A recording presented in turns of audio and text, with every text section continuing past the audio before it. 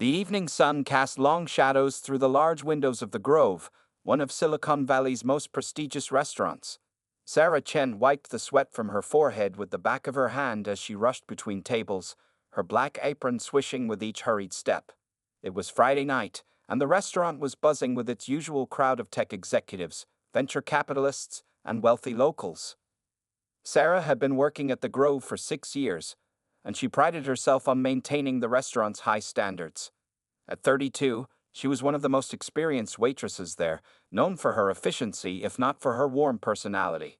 Tonight was particularly challenging. 2 servers had called in sick, leaving the remaining staff stretched thin. Table 12 needs their check, and 14 is complaining about the wine temperature. Jessica, a younger waitress, called out as she passed by with a tray full of appetizers. Sarah clicked her tongue in annoyance. She already had 5 tables to manage, and now she had to deal with a wine complaint. The restaurant's popularity had soared in recent months after receiving a prestigious Michelin star, and sometimes she felt the pressure was becoming too much to handle. As she made her way to table 14, she noticed James Sullivan, the restaurant owner, greeting guests at his usual spot near the entrance.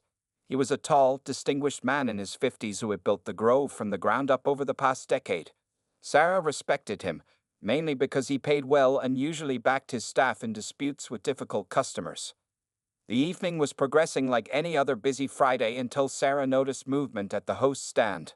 The hostess, Amanda, was away from her post, probably helping another customer, and someone had walked in without waiting to be greeted.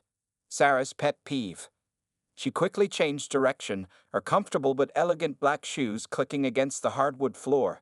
As she approached the entrance, she saw a man in a plain black t-shirt and jeans, wearing a baseball cap pulled low over his eyes. He was looking down at his phone, seemingly oblivious to the restaurant's dress code and proper waiting protocol.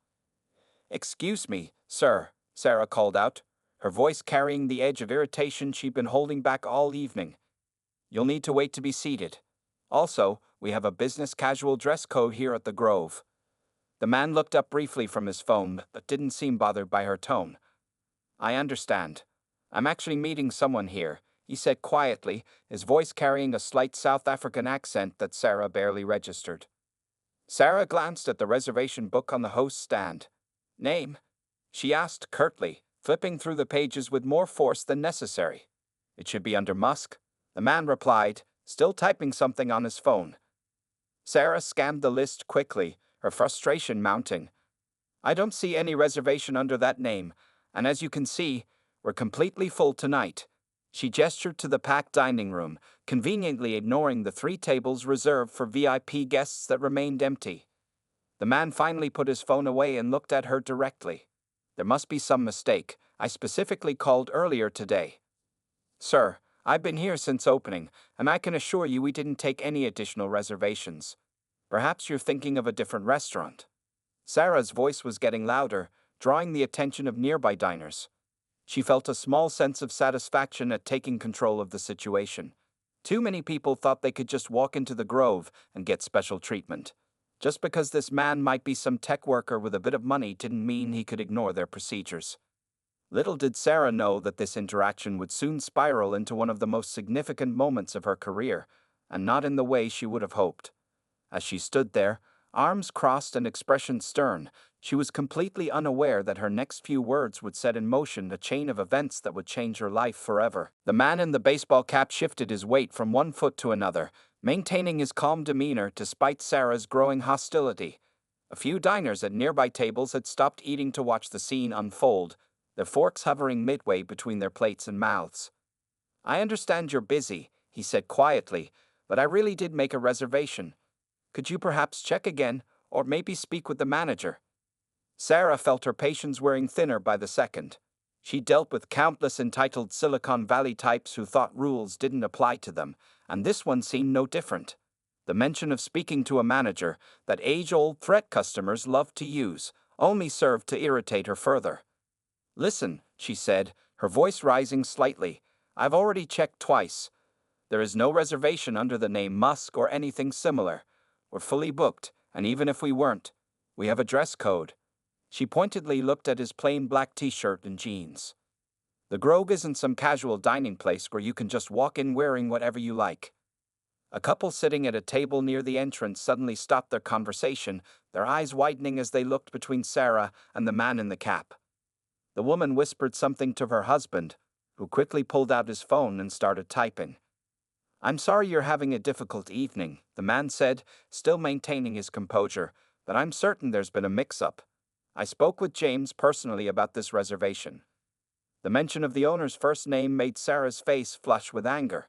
How dare this stranger act so familiar with Mr. Sullivan? "Oh, so now you're on a first-name basis with the owner," she said sarcastically. "That's convenient. Sir, I'm going to have to ask you to leave before I call security." By now, the buzz of conversation in the restaurant had died down considerably. More phones were appearing in hands, their camera lenses pointed in Sarah's direction. She was too focused on the confrontation to notice the growing audience. The man sighed and reached for his phone again. "Let me just make a quick call to sort this out." "No need for calls," Sarah snapped. "I've worked here for 6 years, and I know how things work. We don't take same-day reservations for people who just show up claiming to know the owner. Now, please leave before this becomes more embarrassing for you." Just then, a young tech worker sitting at the bar nearly choked on his drink.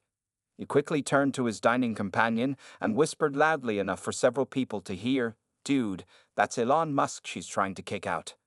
The words seemed to float through the air in slow motion. Sarah's stern expression froze on her face as her brain processed what she'd just heard. She looked more carefully at the man standing before her. The distinct features, the slight accent, the casual attire that was actually his trademark look. Color drained from her face as reality crashed down around her. The growing number of phone cameras suddenly made terrible sense. She'd just spent the last 5 minutes berating and trying to throw out one of the most famous people in the world. The man, Elon Musk himself, gave a small, almost sympathetic smile as he watched recognition dawn on her face. "About that call to James," he began, but was interrupted by a familiar voice behind Sarah. "Mr. Musk, I am so terribly sorry about this misunderstanding." James Sullivan appeared as if from nowhere, his usual composed demeanor slightly rattled. He shot Sarah a look that made her stomach drop to her feet. "Your usual table is ready, of course. Sarah, my office. Now." As Musk was led to one of the empty VIP tables by Sullivan himself, Sarah stood rooted to the spot, her mind racing through the implications of what had just happened. The incident had lasted barely 5 minutes, but she knew her life at the Grove, and possibly her entire career in high-end restaurants, had just changed forever. Sarah's legs felt like lead as she walked towards Mr. Sullivan's office. The short journey through the kitchen had never seemed so long. Kitchen staff stopped their work to stare at her, news of the incident having spread through the restaurant's workforce like wildfire. "Did you really try to throw out Elon Musk?" whispered Maria, one of the line cooks, as Sarah passed by. Sarah couldn't bring herself to respond, her throat tight with anxiety. The office was tucked away in a quiet corner behind the kitchen. It was a small room with glass walls, offering a clear view of the busy kitchen while maintaining a sense of privacy. Sarah had only been called in here twice before, once when she was hired, and once when she received a promotion 2 years ago. This visit felt very different. She sat in one of the 2 chairs facing the desk, her hands fidgeting with her apron. Through the glass walls, she could see the kitchen staff trying to look busy while stealing glances in her direction. The news was probably already spreading on social media. She could picture the video clips of her confrontation being shared, her face becoming an internet meme for terrible customer service. Her phone buzzed in her apron pocket. Probably Jessica or one of the other servers trying to check on her. She ignored it. What could she possibly say? "Sorry, busy getting fired for trying to kick out the world's most famous billionaire." The door opened, and Mr. Sullivan entered. His face was unreadable as he sat down behind his desk, straightening his tie, a nervous habit Sarah had noticed over the years. The silence stretched between them for what felt like hours. 6 years, he finally said, his voice quiet but firm. 6 years you've worked here, Sarah. You've seen celebrities, tech giants, and politicians come through those doors. We built our reputation on discretion and professional service." Sarah opened her mouth to speak, but no words came out. What could she possibly say to make this better? "Mr. Musk is one of our regular guests," Sullivan continued, rubbing his temples. "He comes in wearing exactly what he wore today. He has a standing reservation that doesn't always show in our regular booking system because of privacy concerns. All of this was covered in our VIP guest protocols. The protocols. Sarah felt a wave of nausea as she remembered the training sessions they had all attended, the special procedures for high-profile guests, the discreet booking system, the need to check with management when in doubt. In her stress and frustration, she had ignored all of it. "I'm sorry," she finally managed to say, her voice barely above a whisper.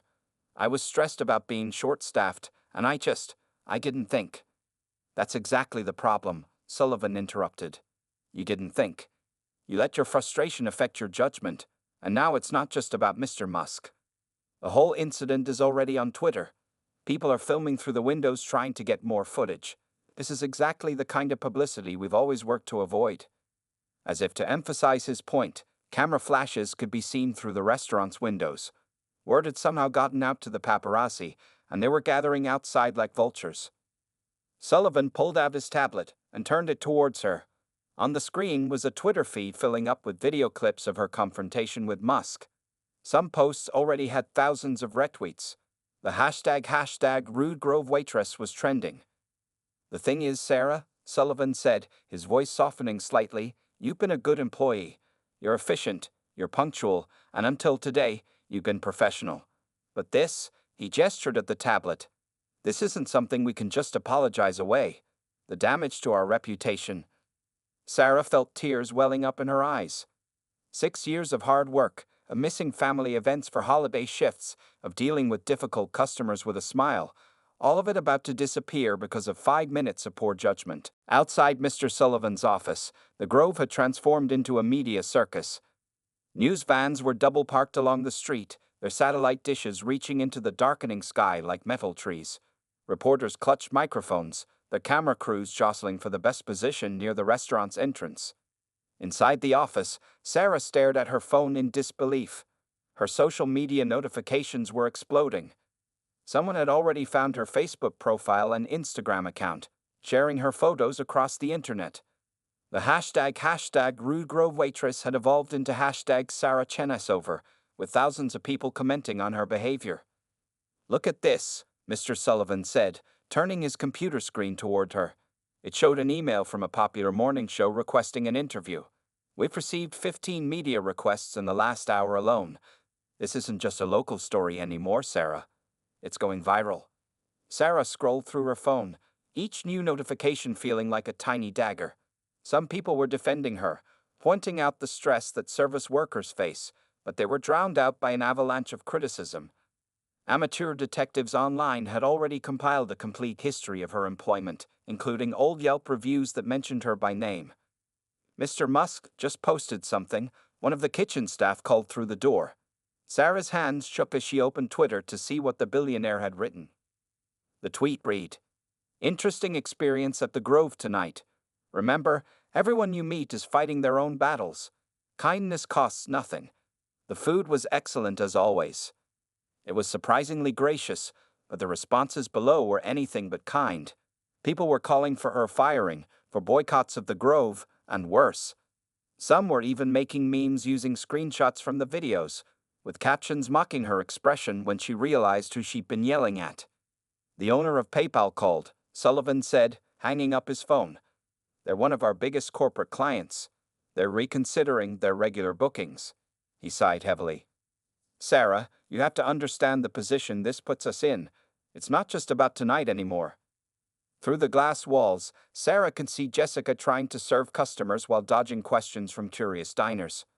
Everyone wanted to know more about the waitress who kicked out Elon Musk. The restaurant's phone hadn't stopped ringing. "My sister in New York just texted me," Sarah said quietly, her voice trembling. She saw the story on her local news website. How did this spread so fast? Sullivan shook his head. "That's the world we live in. One viral moment is all it takes. Our PR team is working on a statement." But he trailed off as his phone buzzed again. Great. Now TMZ is calling. The gravity of the situation was sinking in. This wasn't just about losing her job at the Grove anymore. This was about her reputation, her career, her future. Who would hire a waitress famous for arguing with one of the world's most prominent businessmen? Sarah's phone buzzed with a text from her mother. "Honey, are you okay? They're talking about you on the evening news." Attached was a photo of their living room TV, showing a screenshot from the incident with the caption, "Silicon Valley restaurant drama. Waitress denies entry to tech billionaire." "I need to make a decision about your position here," Sullivan said, his voice firm but not unkind. "But before I do, I want to hear from you. What were you thinking during all of this?" Sarah opened her mouth to respond, but was interrupted by another commotion from the dining room. Through the office windows, they could see camera flashes going off. Elon Musk was leaving the restaurant, surrounded by a small group of people trying to protect him from the paparazzi's cameras. As he passed by Sullivan's office, he glanced in their direction. For a brief moment, his eyes met Sarah's. She thought she saw a flicker of sympathy in his expression, but it was gone in an instant as he was hustled toward the exit. The back alley behind the Grove was dark and quiet, a sharp contrast to the media circus at the front of the restaurant. Sarah clutched her purse close to her chest as she pushed open the heavy service door. Stepping out into the cool night air, the sound of distant camera shutters and reporters' voices echoed around the corner. "Wait," a voice called out softly. Sarah turned to see Jessica rushing through the door behind her, carrying a small bag. "Your phone charger was still in the break room," she explained, handing over the bag. "And I grabbed some of your personal stuff from your locker. I thought you might need it." The simple act of kindness broke something in Sarah. Tears began flowing freely down her face as Jessica pulled her into a quick hug. "What am I going to do?" Sarah whispered. "Every restaurant in the Bay Area will know about this by morning." "Maybe you could start a YouTube channel," Jessica joked weakly. "You're already internet famous." The attempt at humor fell flat as another news van drove past the alley entrance, its headlights briefly illuminating the two women. Sarah's phone buzzed again, this time with a message from her roommate. "Don't come home right now. There are reporters camping outside our apartment building." Attached was a photo showing several news vans parked along their street. "You can crash at my place tonight," Jessica offered, seeing Sarah's distressed expression. "It's not fancy, but at least the media doesn't know where I live." As they walked toward Jessica's car parked in the employee section, Sarah's phone continued its relentless buzzing. Social media notifications, messages from old coworkers, friend requests from strangers, and even interview requests from media outlets were pouring in.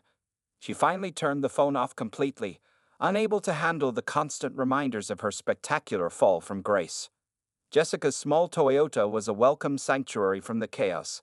As they pulled out of the parking lot, Sarah caught one last glimpse of the Grove through the rearview mirror.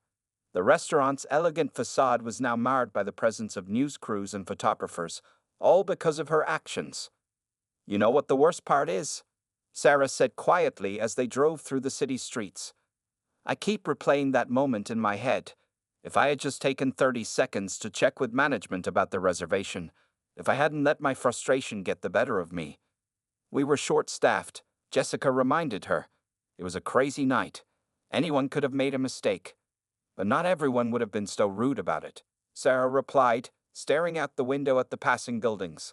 "I've always prided myself on being professional, but tonight, I let stress turn me into exactly the kind of person I hate dealing with as a server." They stopped at a red light, and Sarah noticed a group of young people on the sidewalk looking at their phones and laughing. One of them pointed at something on the screen, and Sarah could only imagine it was probably one of the many memes that were already circulating about her. "Amanda told me that right after you left, 3 different tables asked to be seated at the table where Elon Musk sat," Jessica said, trying to distract her. "People were taking selfies in front of your section. It's like the restaurant became a tourist attraction in just a few hours." Sarah closed her eyes, remembering how normal everything had been just a few hours ago. She had woken up this morning worried about paying her car insurance and making rent. Now, she was worried about how long it would take for the internet to forget her face and name. "Oh God," she suddenly remembered. "I have a brunch shift scheduled at my second job tomorrow at the morning cafe. Should I even show up? What if they've already seen the news?" Jessica turned onto her street, scanning for any signs of media presence before pulling into her apartment complex's parking lot. "Let's just get through tonight first," she said gently. "Tomorrow's problems can wait until tomorrow." Jessica's small one-bedroom apartment felt like a bunker of safety compared to the chaos outside. Sarah sat cross-legged on the worn couch, wrapped in a borrowed blanket, while Jessica made them both tea in the kitchen. The clock on the wall showed 11:30 p.m., but sleep felt impossible.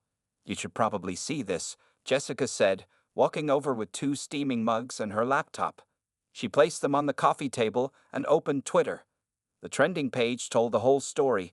Hashtag the Grove incident was now the #1 trending topic nationwide, followed by hashtag rude Waitress and hashtag Elon Musk dinner. Sarah's hands trembled as she took a sip of chamomile tea. "How bad is it?" Jessica scrolled through the feeds. News outlets from around the world had picked up the story. British tabloids were running sensational headlines like Silicon Valley Chichosigier, Waitress tries to boot billionaire.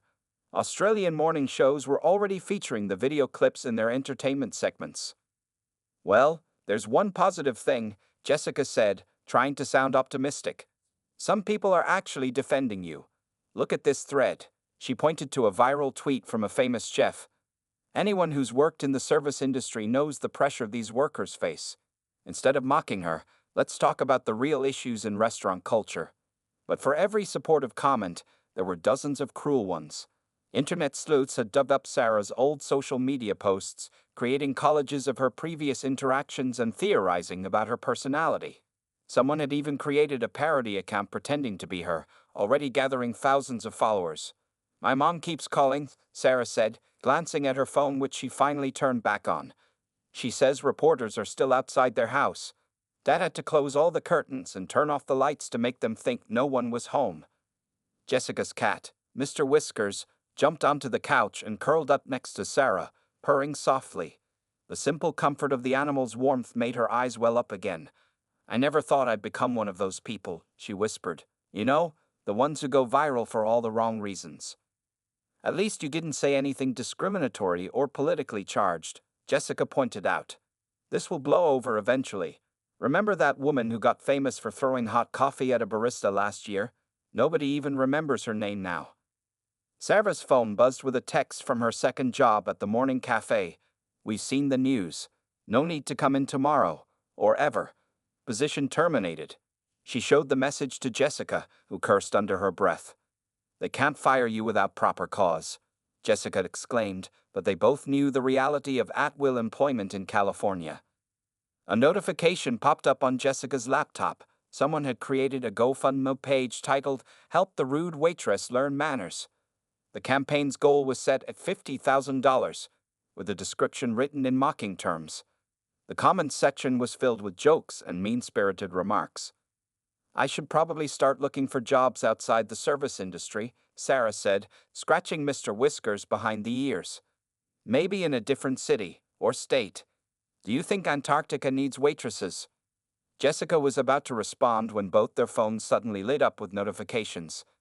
Elon Musk had just posted another tweet. "To everyone discussing the Grove incident, remember that service industry workers are human.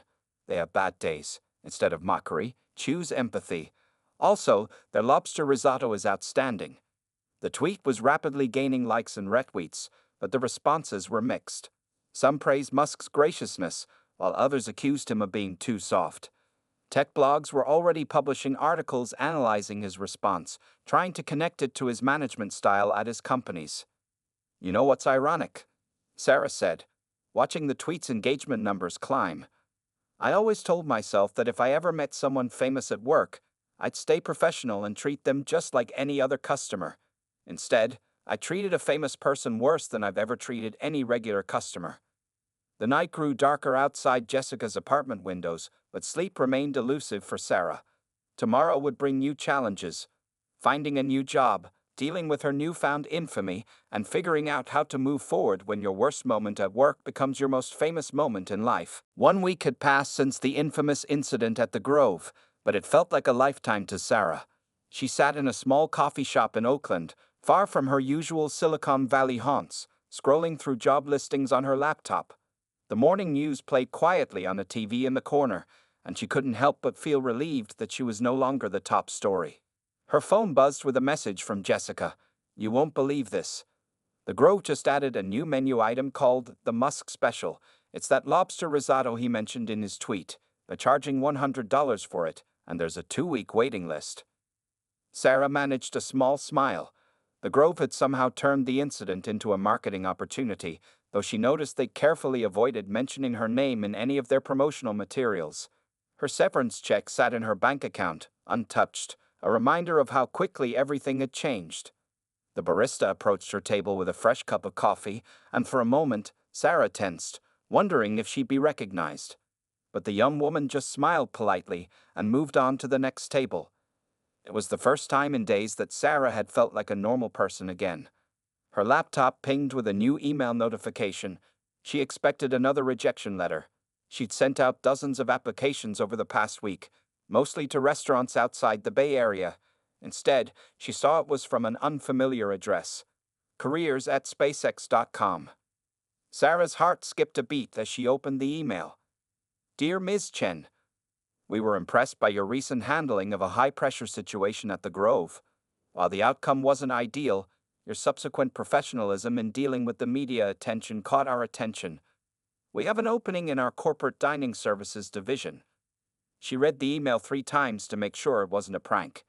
The position was for a customer service training coordinator at SpaceX's employee cafeteria, focusing on high-stress situation management.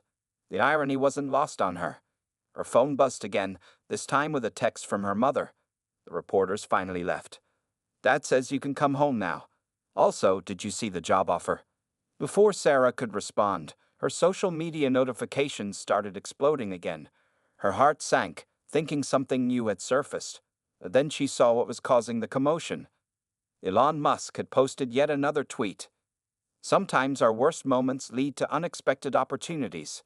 Welcome to the team, at Saracen. Looking forward to some honest feedback on our cafeteria service. The coffee shop's TV suddenly switched to a breaking news segment about her potential new job. Sarah quickly gathered her things, leaving a generous tip for the barista who had treated her like any other customer. As she walked to her car, her phone rang. Jessica calling. Did you see? Did you see? Jessica practically screamed through the phone. This is incredible. From getting fired for kicking him out to working for his company. You can't make this stuff up. Sarah sat in her car, letting the reality of the situation sink in. The past week had been the most challenging of her life, losing her jobs, becoming an internet meme, dealing with reporters, and facing public scrutiny. But somehow, impossibly, something good had emerged from the chaos. She opened her laptop again and clicked reply to the SpaceX email. As she typed her acceptance, she couldn't help but think about how life could change so dramatically in just a few minutes. 1 week ago, she had been a waitress having a bad day who made a terrible mistake. Now she was about to start a new career helping others learn from her experience. The sun was setting over Oakland as Sarah finished her email. Her phone had finally stopped buzzing constantly, and the world seemed to be returning to normal. She had learned more about herself in the past week than in the previous 6 years at the Grove. Sometimes, she realized, the worst moments in life could lead to the best opportunities, even if those opportunities came wrapped in viral videos and Twitter trends. As she drove home to her parents' house for the first time in a week, Sarah thought about all the future service industry workers she might help train. Maybe her story would become a case study in customer service, not just about what not to do, but about how to recover when things go terribly wrong. After all, she had experienced both sides of that lesson in the most public way possible. Jessica's small 1-bedroom apartment felt like a bunker of safety compared to the chaos outside. Sarah sat cross-legged on the worn couch, wrapped in a borrowed blanket, while Jessica made them both tea in the kitchen. The clock on the wall showed 11:30 p.m., but sleep felt impossible. You should probably see this, Jessica said, walking over with 2 steaming mugs and her laptop. She placed them on the coffee table and opened Twitter. The trending page told the whole story. Hashtag the Grove incident was now the #1 trending topic nationwide, followed by hashtag Rude Waitress and hashtag Elon Musk dinner. Sarah's hands trembled as she took a sip of chamomile tea. How bad is it? Jessica scrolled through the feeds. News outlets from around the world had picked up the story. British tabloids were running sensational headlines like Silicon Valley, Chetosatier, Waitress tries to boot billionaire. Australian morning shows were already featuring the video clips in their entertainment segments. Well, There's one positive thing, Jessica said, trying to sound optimistic. Some people are actually defending you. Look at this thread. She pointed to a viral tweet from a famous chef. Anyone who's worked in the service industry knows the pressure these workers face. Instead of mocking her, let's talk about the real issues in restaurant culture. But for every supportive comment, there were dozens of cruel ones. Internet sleuths had dug up Sarah's old social media posts, creating collages of her previous interactions and theorizing about her personality. Someone had even created a parody account pretending to be her, already gathering thousands of followers. My mom keeps calling, Sarah said, glancing at her phone which she finally turned back on. She says reporters are still outside their house. Dad had to close all the curtains and turn off the lights to make them think no one was home. Jessica's cat, Mr. Whiskers, jumped onto the couch and curled up next to Sarah, purring softly. The simple comfort of the animal's warmth made her eyes well up again. I never thought I'd become one of those people, she whispered. You know, the ones who go viral for all the wrong reasons. At least you didn't say anything discriminatory or politically charged, Jessica pointed out. This will blow over eventually. Remember that woman who got famous for throwing hot coffee at a barista last year? Nobody even remembers her name now. Sarah's phone buzzed with a text from her second job at the morning cafe. We've seen the news. No need to come in tomorrow, or ever. Position terminated. She showed the message to Jessica, who cursed under her breath. They can't fire you without proper cause, Jessica exclaimed, but they both knew the reality of at-will employment in California. A notification popped up on Jessica's laptop. Someone had created a GoFundMe page titled, Help the Rude Waitress Learn Manners. The campaign's goal was set at $50,000, with the description written in mocking terms. The comments section was filled with jokes and mean-spirited remarks. I should probably start looking for jobs outside the service industry, Sarah said, scratching Mr. Whiskers behind the ears. Maybe in a different city or state. Do you think Antarctica needs waitresses? Jessica was about to respond when both their phones suddenly lit up with notifications. Elon Musk had just posted another tweet to everyone discussing the Grove incident. Remember that service industry workers are human. They have bad days. Instead of mockery, choose empathy. Also, their lobster risotto is outstanding. The tweet was rapidly gaining likes and retweets, but the responses were mixed. Some praised Musk's graciousness, while others accused him of being too soft. Tech blogs were already publishing articles analyzing his response, trying to connect it to his management style at his companies. You know what's ironic? Sarah said, watching the tweet's engagement numbers climb. I always told myself that if I ever met someone famous at work, I'd stay professional and treat them just like any other customer. Instead, I treated a famous person worse than I've ever treated any regular customer. The night grew darker outside Jessica's apartment windows, but sleep remained elusive for Sarah. Tomorrow would bring new challenges. Finding a new job, dealing with her newfound infamy, and figuring out how to move forward when your worst moment at work becomes your most famous moment in life.